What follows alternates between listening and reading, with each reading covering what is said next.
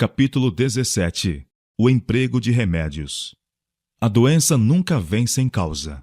O caminho é preparado e a doença convidada pela desconsideração para com as leis da saúde.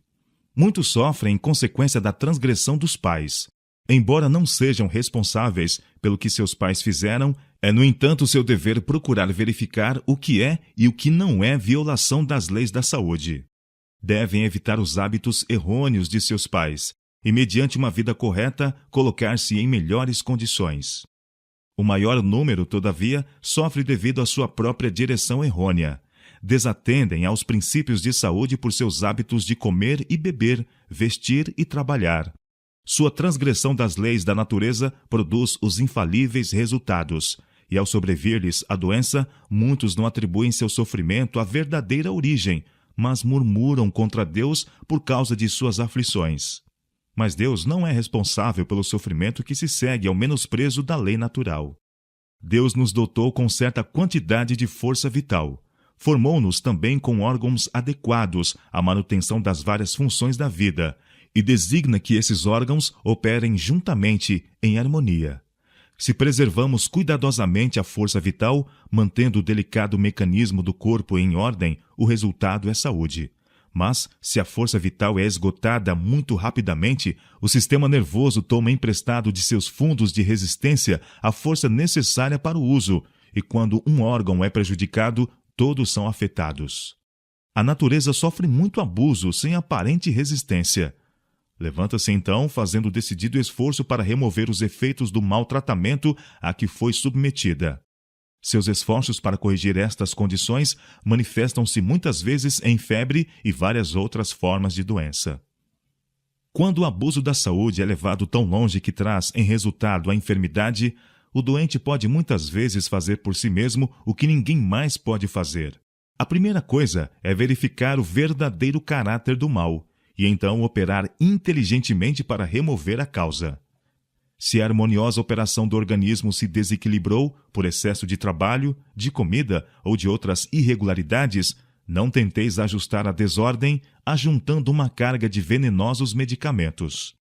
A intemperança no comer é muitas vezes a causa da doença, e o que a natureza precisa mais é ser aliviada da indevida carga que lhe foi imposta.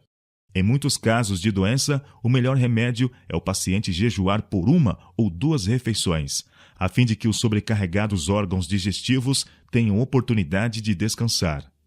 Um regime de frutas por alguns dias tem muitas vezes produzido grande benefício aos que trabalham com o cérebro.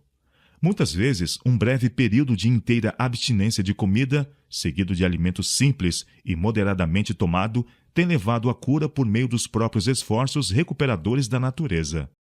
Um regime de abstinência por 1 ou 2 meses haveria de convencer a muitos sofredores que a vereda da abnegação é o caminho para a saúde. Alguns se tornam doentes por excesso de trabalho. Para esses, o descanso, a libertação do cuidado e um regime reduzido são essenciais à restauração da saúde.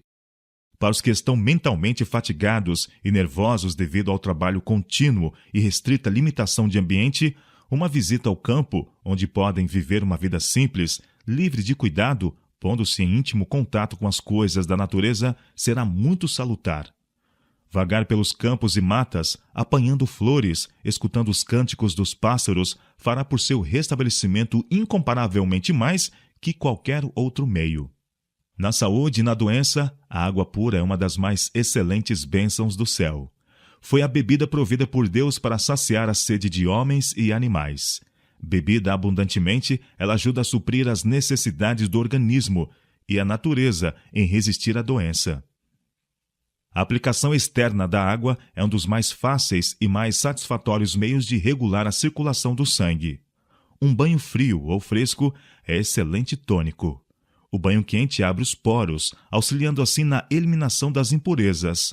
Tanto os banhos quentes como os neutros acalmam os nervos e equilibram a circulação.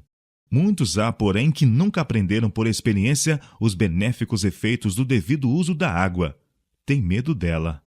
Os tratamentos hidroterápicos não são apreciados como deviam ser, e aplicá-los bem requer trabalho que muitos não estão dispostos a realizar. Mas ninguém se devia sentir desculpado de ignorância ou indiferença neste assunto. Há muitas maneiras pelas quais a água pode ser aplicada para aliviar o sofrimento e combater a doença. Todos devem se tornar entendidos no emprego da mesma, nos simples tratamentos domésticos. As mães, especialmente, devem saber tratar de sua família, tanto na saúde como na enfermidade. A atividade é uma lei de nosso ser. Todo órgão do corpo tem sua obra designada, de cujo desempenho depende seu desenvolvimento e vigor. A função normal de todos os órgãos dá resistência e vigor, ao passo que o não usá-los leva à decadência e à morte. Atai um braço suspenso, mesmo por poucas semanas, e depois soltai-o de suas ligaduras. E vereis que se acha mais fraco do que o que mantivestes em uso moderado durante o mesmo período. A inatividade produz o mesmo efeito sobre todo o sistema muscular. A inatividade é prolífera causa de doenças. O exercício aviva e equilibra a circulação do sangue, mas na ociosidade o sangue não circula livremente e não ocorrem as mudanças que nele se operam e são tão necessárias à vida e à saúde. Também a pele se torna inativa. As impurezas não são eliminadas, como seriam se a circulação houvesse sido estimulada por vigoroso exercício. A pele conservada em condições saudáveis e os pulmões alimentados com abundância de ar puro, renovado. Esse estado do organismo lança um duplo fardo sobre o sistema excretor, dando em resultado a doença. Os inválidos não devem ser animados a ficar inativos. Se houver sobrecarga, em qualquer sentido, o repouso total por algum tempo impedirá por vezes uma doença séria. Mas no caso de inválidos crônicos, raramente é necessário suspender toda a atividade. Os que se acham esgotados em virtude de trabalho mental devem repousar dos pensamentos fatigantes. Não devem ser levados a crer que seja perigoso usar de algum modo as faculdades mentais. Muitos são inclinados a considerar seu estado pior do que na realidade é. Esse estado de espírito não é favorável à cura e não deve ser animado. Pastores, professores, alunos e outros obreiros intelectuais sofrem frequentemente doenças provenientes de pesado esforço mental não atenuado pelo exercício físico. O que essas pessoas precisam é de uma vida mais ativa.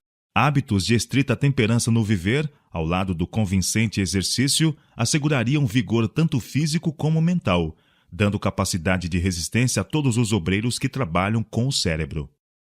Os que sobrecarregaram suas forças físicas não devem ser animados a abandonar inteiramente o trabalho manual. Mas o trabalho físico, para produzir os melhores resultados, deve ser sistemático e aprazível. O exercício ao ar livre é o melhor. Deve ser arranjado de maneira a revigorar pelo uso os órgãos que se têm enfraquecido. Convém que o coração esteja posto nisto. O trabalho manual nunca deveria degenerar em esforço excessivo. Quando os inválidos nada têm que ocupar o tempo e a atenção, seus pensamentos se concentram em si mesmos e tornam-se mórbidos e irritáveis. Muitas vezes se preocupam com o mal que sentem, a ponto de se julgarem muito pior do que na realidade estão, e inteiramente incapazes de fazer qualquer coisa. Em todos esses casos, o bem orientado exercício físico se demonstraria eficaz remédio. Em alguns casos, ele é indispensável à restauração da saúde. A vontade acompanha o trabalho das mãos, e o que esses inválidos precisam é do despertamento da vontade. Quando esta se encontra adormecida, a imaginação torna-se anormal e é impossível resistir à doença. A inatividade é a maior desgraça que poderia sobrevir à maioria desses enfermos. Ocupação leve em trabalho útil, ao passo que não sobrecarrega a mente e o corpo, tem uma benéfica influência sobre ambos. Fortalece os músculos, promove melhor circulação, ao mesmo tempo que dá ao inválido a satisfação de saber que não é inteiramente inútil neste atarefado mundo. Talvez não seja capaz de fazer senão pouco a princípio, mas em breve verificará que suas forças aumentam e pode proporcionalmente aumentar a quantidade de trabalho. O exercício é salutar aos dispépticos, pois fortalece os órgãos da digestão. Empenhar-se em difícil estudo ou exercício físico violento imediatamente depois de comer impede o trabalho digestivo. Mas um pequeno passeio depois da refeição, com a cabeça erguida e os ombros para trás, é de grande benefício. Não obstante tudo quanto se diz e escreve sobre sua importância, existem ainda muitos que negligenciam o exercício físico. Muitos se tornam corpulentos porque o organismo está carregado.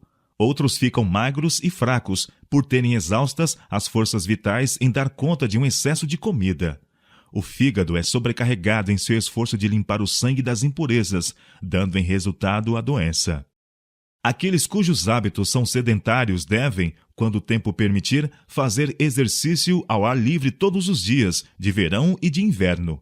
Caminhar é preferível a andar a cavalo ou de carro, pois movimenta mais músculos.